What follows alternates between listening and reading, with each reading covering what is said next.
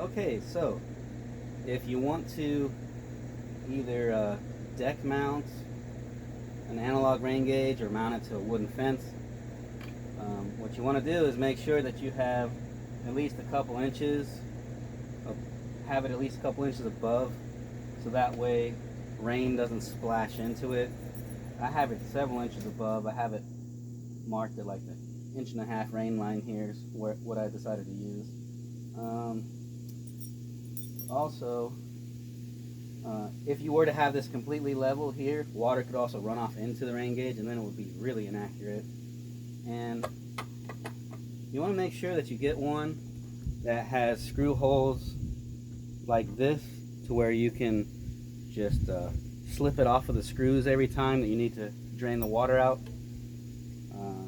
Accurite, I got this at Walmart and it has these screw holes.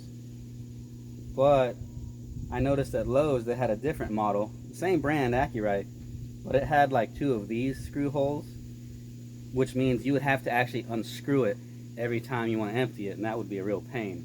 So I would avoid that.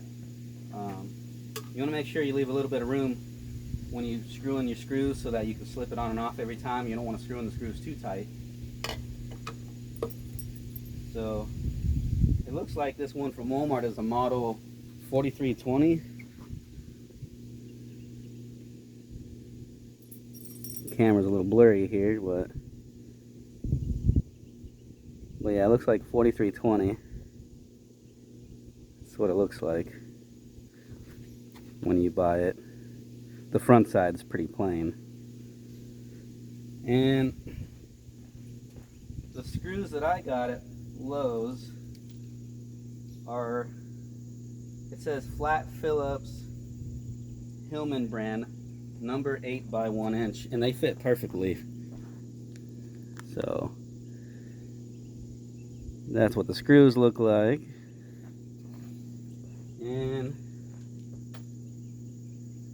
you'll need a Phillips bit and a drill, preferably a drill.